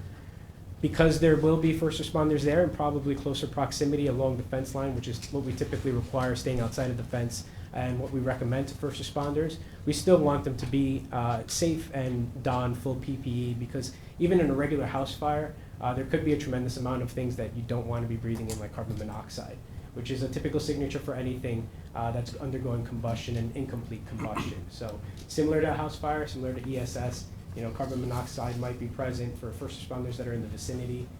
Full PPE is always a recommendation. Can I ask you a question about the codes? Have the New York State Fire Prevention Codes been evolved so where they address the best systems, and have they been adopted? Yes. So I think the New York State and their 2020 Uniform Fire Prevention Code, when that was being adopted, and I have to give kudos also to our principal founder, Paul, who's in the room. There was a newer edition of that code that was being developed for the international community, the 2021 International Fire Code. And the 2021 International Fire Code, much like that NFPA 855 standard that Gus had mentioned, that these systems have to comply to, this is considered the gold standard. All of these belts and suspenders, all of these safety systems are incorporated in these very new standards. That's actually one of the documents that I wanted to circulate, which is sort of like a really in-depth detail on these systems and the protections that are required. New York State actually went above and beyond in 2020. The 2021 International Fire Code was not officially out. It was not officially promulgated at that point. New York State went above and beyond and adopted those safety requirements for battery energy storage systems. So I do have to give kudos to New York State. I'm a little bit biased. I think New York City's are a little bit more stringent, but that's just because of the nature of those installations. But New York State is right there, right behind them with a really robust set of requirements for safety for energy storage systems. Okay, thank you. We had someone else wanted to speak? Gentleman here. Ray. Yeah? Right. Ray D'Angelo. Madam Chairman, before that gentleman speaks, Paul Rogers, who is the founder of this company that Nick works with, wanted to add something to Nick's response to the questions that were raised. Can we just divert a little bit? Yep. No. It's my turn. You have to wait his turn. Oh, all right, well, Ray D'Angelo, Hampton Bays. I'm sorry, I didn't get your name. Ray D'Angelo. Ray D'Angelo, Raymond D'Angelo, D''Angelo. In Italian means of the angels. And mine means the lighthouse. Excuse me? Lo Faro means the lighthouse. Okay, well, I'm the So president there of the we are. Italian American Association. I have an application, I want to give it to you. Okay. All right? Good. All right. First of all, last year, I'm going to use the statistics from New York City, but last year, there were, in 2022, there were 200 lithium-related fires in New York City with 5 deaths. So far this year, there's been 60 with 5 deaths. Between 2017 and October 2019, there were 28 fires in best facilities in South Korea. Okay, so that's a lot of fires, and you can see from this, they're pretty intense. Okay, I want to take exception. I'm retired from the New York City Fire Department, and believe me, there's a big difference between a house fire and these best things these best units give off if there's a fire. I'll give you some context about long durations. In Indian Island, there was a fire in a shed where they had all these golf carts, which were electrically supplied with lithium batteries. The volunteers were there, because the water situation was not good there, so I will give them that. But they were there, I think, 2 days, over 50,000 gallons of water. They had to supply it with tank trucks. This was an extended operation, very, very difficult for the fire service because we have volunteers. These guys are wonderful. I mean, I got paid for this. It affected my health severely. These guys have families, they have regular jobs. We have to take that in consideration when you put these, when we're going to locate these units. Now, one of the problems I'm very concerned about this area is that under New York State Sanitary Code for water systems, there's a minimum requirement for firefighting purposes. Hampton Bays Water District never fulfills that, never gets close to it. And this area is notorious for low water pressure. So when there's a catastrophic failure, and like I said, there was 28 of these fires, and there will be a catastrophic failure someplace along the line. They need copious amounts of water. Where are they going to get this water if there's not enough supply there? I'm very concerned about it. And again, I'm sympathetic to these people. Who the heck wants to live near this thing if this thing goes? I wrote about it 2 years ago to the paper, and they published it. I had a piece. I thought the thing should be in an industrial area or at the airport.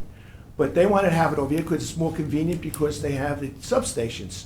But I mean, we can't. We have to always put life threat above convenience.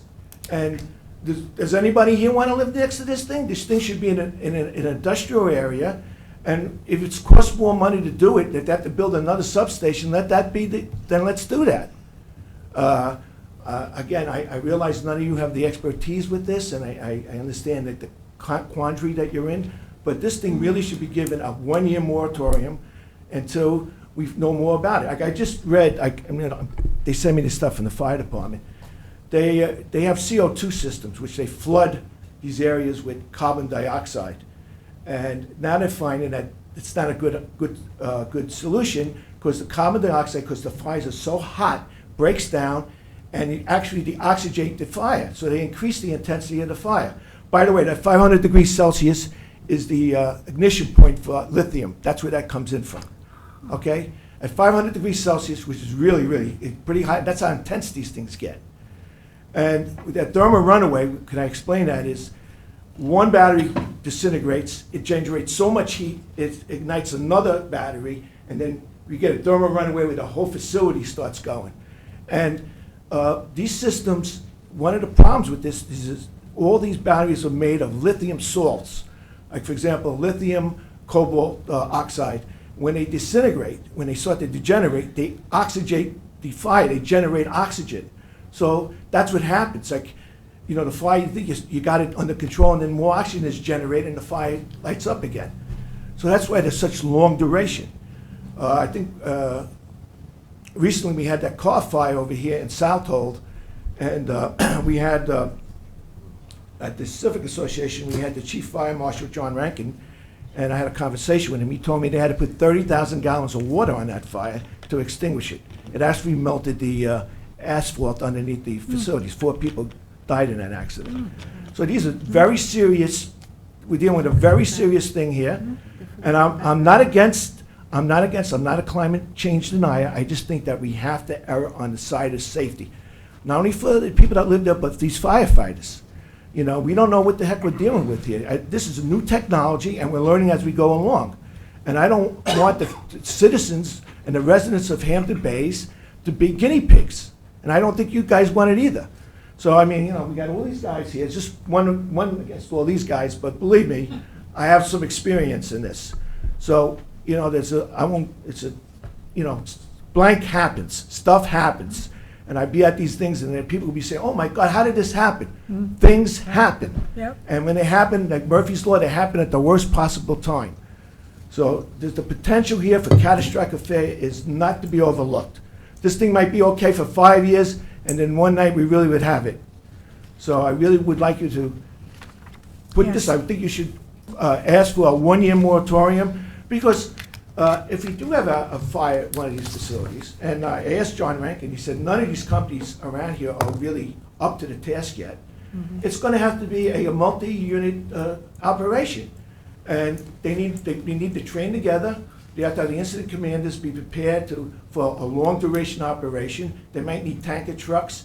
I mean, this needs a lot of training. It's gonna take time to be prepared for this. Right. And I don't wanna go ahead, have the thing, and then start worrying about it. And again, I don't think it's the right location. There's a water supply problem there.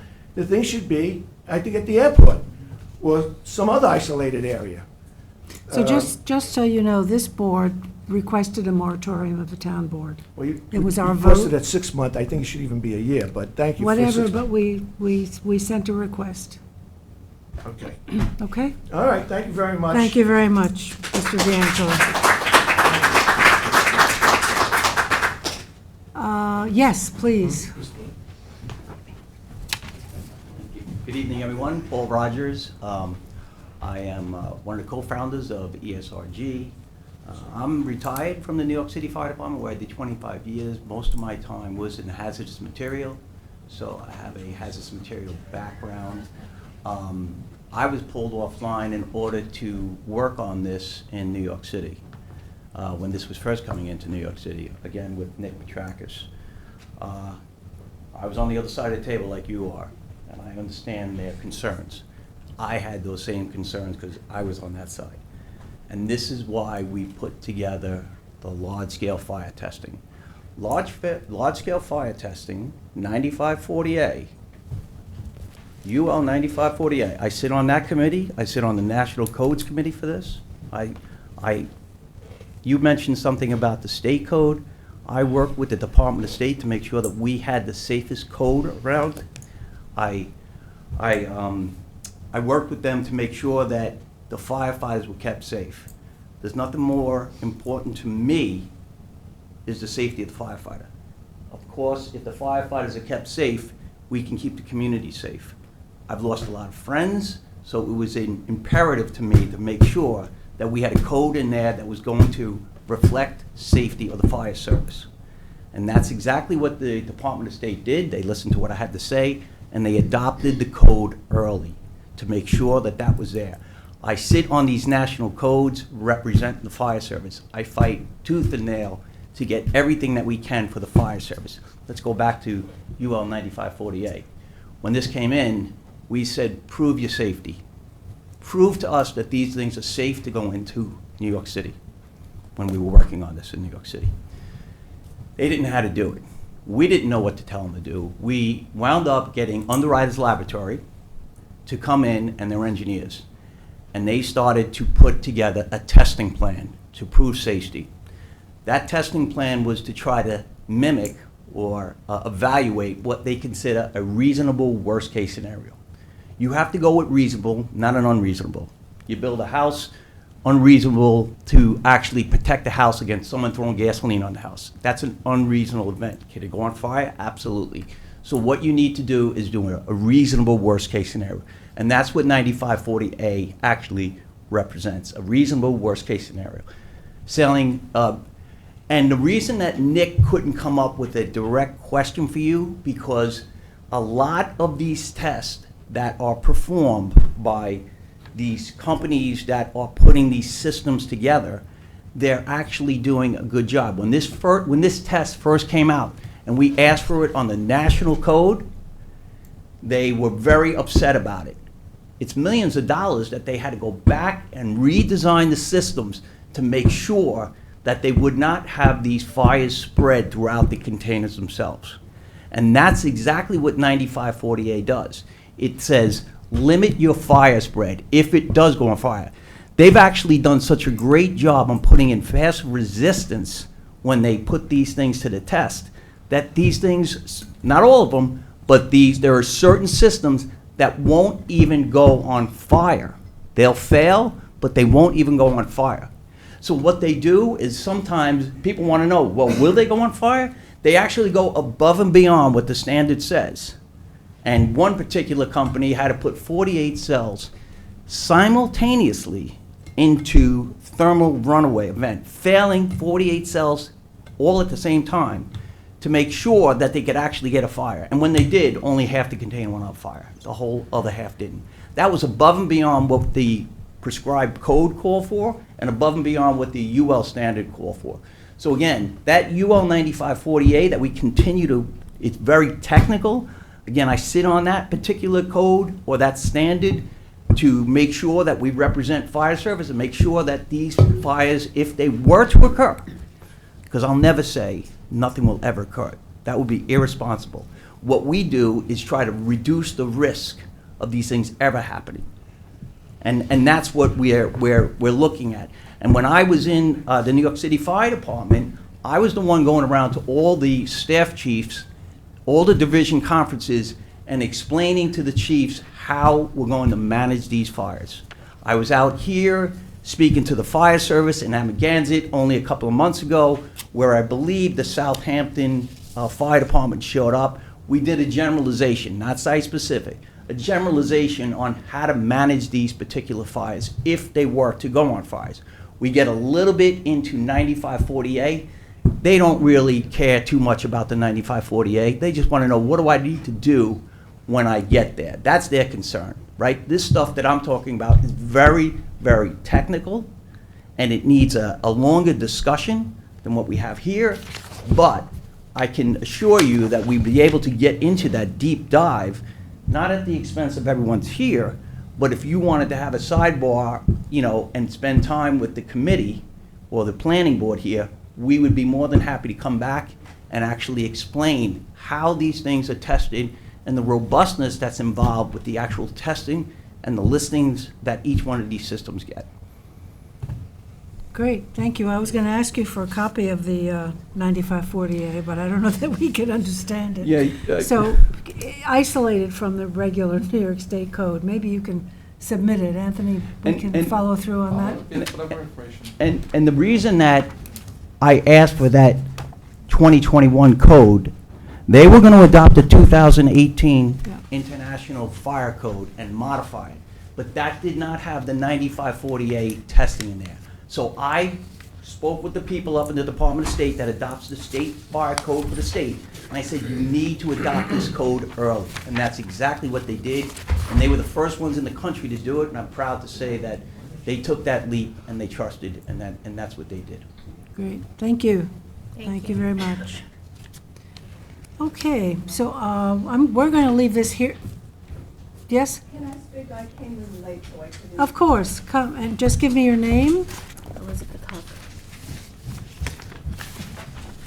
Elizabeth Huck. And your name is? My name's Elizabeth Hook. I live in Hampton Bays. H-O-O-K? Hook? H-O-O-K. Okay, when you're looking for that, let me speak. So, I commend the company for all of the efforts that they have made, and I think the SECRA review they did was good. The one thing that I would say about the SECRA review is I don't really understand how you could issue a negative declaration, meaning that there is no significant environmental impact, when we're talking about runaway fires like this, and we're talking about something that, I spent 5 minutes on Google and I came up with 3 very scary articles. Mm-hmm. And one of them, February 2023, that says, an exploding problem, fires sparked by lithium batteries are confounding firefighters. I think this is a significant environmental impact. And considering the fact that the planning board hasn't received the education and the training to deal with these questions, I question whether or not that negative declaration is really valid. And I would request that that be withdrawn based on getting further information before you can decide that there is no significant environmental impact. I think that all of the efforts they've made are terrific efforts. It cannot be in the middle of a residential neighborhood. And, part of what you are saddled with is what Marion pointed out, and that is the town board, put in zoning that these can be put anywhere. And they shouldn't be put anywhere. Our lives, our properties should not be experimentally exposed to a BESS facility. If we're going to have a BESS facility, why not the first one be in an area like an industrial area where if there is a failure, nobody is losing their property. We don't have recreational facilities at stake. I think it's a little bit I think what the planning person said was we didn't want to make it too narrow so that we're excluding anybody. But putting a BESS facility in a residential neighborhood is making it far too broad. And I just don't think that there is enough information to the planning board, to the town board, to agree to put this facility in there. All of the fire suppression efforts they've made are great, but when I looked at the secret documents, there's nothing final. There's not a program. There's a lot of aspirational information. Our fire marshal told us that he has no training. They don't know how to put these out. Basically, with the car, they just had to dip it into water, essentially. That's the only way to put it out. How can you approve a facility if we don't even have our emergency responders educated and knowledgeable about how to put it out if it happens? Yep. And I think that 6 months is a short time for a moratorium. I think it needs a year, because as Ray pointed out, it's going to take a multidisciplinary approach, entity, town approach. There's a lot of pieces that have to be put in. And then Ray suggested that I read the letter that I wrote to the town board regarding the BESS facility.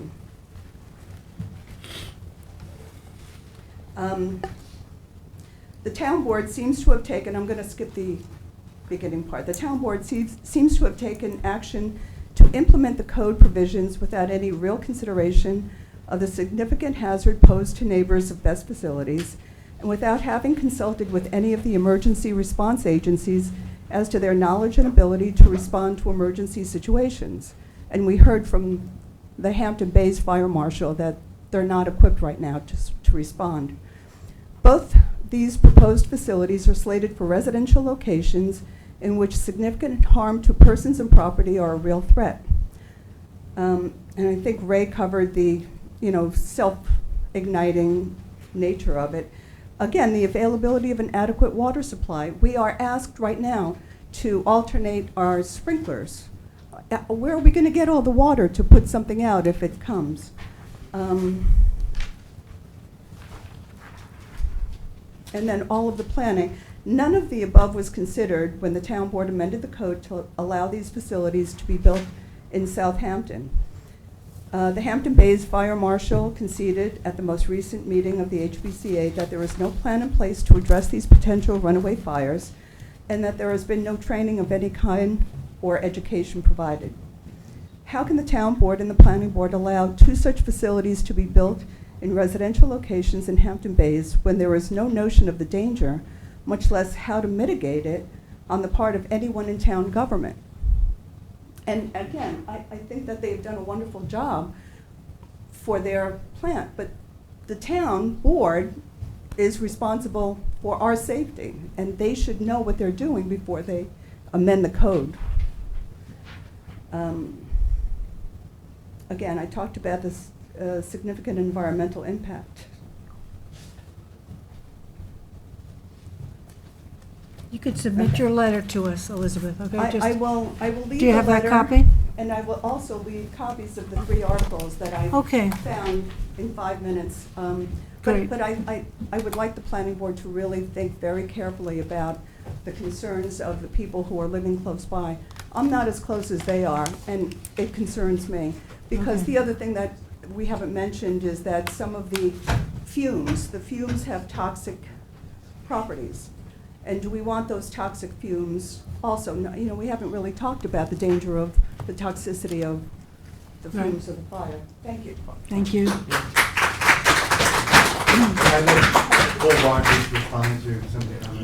Yes, very briefly though, because we're going to leave the hearing open and. Well, that's fine. We're fine with that. Good. I'd like to speak to him if I may. Yeah, just, she brings up a great point about the problems that we have with the lithium-ion batteries inside of consumer products. I sit on the United States Department of Transportation, FAA Lithium Battery Safety Committee, and we knew back in 2018 with the high demand of lithium-ion batteries that were coming into the United States, that we were getting counterfeit batteries that were making their way into consumer products, and this is what we're seeing the result of that right now. What we have going into these energy storage systems cannot use those cells. They have to be listed cells. They have to go performance requirements. They are not allowed to do that, otherwise the national recognized testing laboratory cannot give them a listing. I just want to make sure that we distinguish the two different industries. This is the only industry using this application of lithium-ion batteries that has large-scale fire testing. The car industry doesn't have it. The consumer products doesn't have it. But the energy storage system requires this large-scale fire testing to validate and prove that safety. Thank you. Your name, please? Tom Nimmo. And I promise I'll be very brief. N-I-M-O? N-I-M-M-O. M-O. I live at 14 Lawrence Avenue, which is diagonally across from the proposed location. And back in October, I came home one day to find someone fired a bullet through my living room window. And I'm literally right across the street from the proposed location. If that bullet had gone the other way, it would have gone right through, you know, possibly their facility if there was one there. But I think enough has been said about the safety concerns. I'd like to speak more to the noise that would be generated and the quality of life. Right at that location is a crossroads of North Road and Sunrise Highway. There's an overpass right there. And on any given day, you have empty tractor trailers coming back from Southampton, bouncing across that bridge. The sound echoes. You've got cars passing underneath that like to honk their horns because it amplifies the sound. There is a nightclub right around the corner, and on Saturday nights you can feel the thumping coming up through the ground. As everyone has mentioned, this is a very densely populated area. It's not a remote location, and I think anything that will contribute to increasing the noise in this neighborhood should be immediately eliminated. I don't think you should even consider it. I'm all for green energy. I'm all for what they want to do. I'm just completely against to where they want to do it. Thank you. Okay, thank you.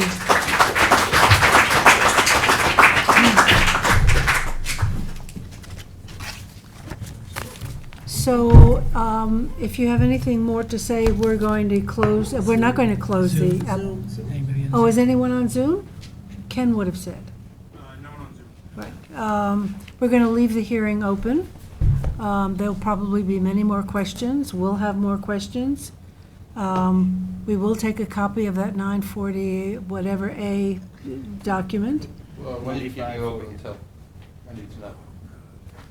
An adjournment date. 30 days? 30 days at least. So it's going to be May 25th meeting. Well, the next one. June, June June, 3rd. the June 3rd meeting. You didn't want to close the hearing, just leave the record open for... We're leaving it open, and please send your letters, send whatever reports you have to us. Is the hearing being closed, though, but the record... No, No, the she's hearing adjourning the is, hearing. I'm adjourning Okay. the hearing until Okay. June 3rd. June 3rd? June 3rd? Is it the 3rd? No, June 8th. I thought it was June the 8th. 8th. It's June 8th. So I just want to ask you one question, I mean, for my own satisfaction. LIPA's substations very much drive your location, right? Because you got to hook into a substation. Have you ever requested of LIPA, because we've been ignored for many, many years here, why they have not installed substations in areas like industrial areas or outside of where they are? Has there had any dialogue on the part of your companies? We have discussed the viability. So you have to come up to the Microphone. podium. We have discussed the viability of our location to tap into that substation, and that was something that was receptive.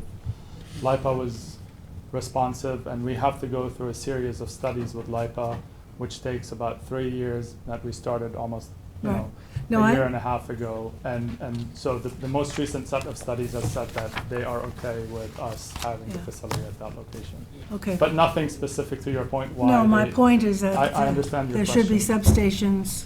That's a question of Outside land of- availability and Right. easements, and that's a difficult. Just wanted to get it on the record. Thank you. Can I say something before? Please. So this is not pertaining to this application, but pertaining to this meeting in particular. I just want to thank everybody for showing up Yeah. and asking questions, very professional, very respectful way from both sides. This is, in my opinion, I think my board members would agree with me. This is the way a meeting is supposed to be. This is the way a public hearing is supposed to go, a two-way dialogue. So I just want to thank you. This is the reason why I'm here, because I think we do the best work when we have information in a very respectful manner like this. So thank you. Yes, thank you. Well said, Craig. I would just like to add that I think we are all getting information, some of which scares us, and we're mixing bananas and pears with different kinds of batteries, and lithium batteries being used in a best facility versus a bike that maybe was plugged in and left too long. And so I'm trying to learn, when I get information, more than just this happened, but exactly what it was or what it is. Because maybe some of the stuff we're reading that's scaring us doesn't even apply here. So I'm gonna try to be careful when I look at stuff to make sure that I know what I'm looking at. Okay, thank you very much for coming, really appreciate it, and thank your Thank you. team. Thank you. And motion to adjourn? Motion. By George, second by Tom, all in favor. Aye. Opposed, abstentions, 5 in favor, 2 absent. Where is the massage next?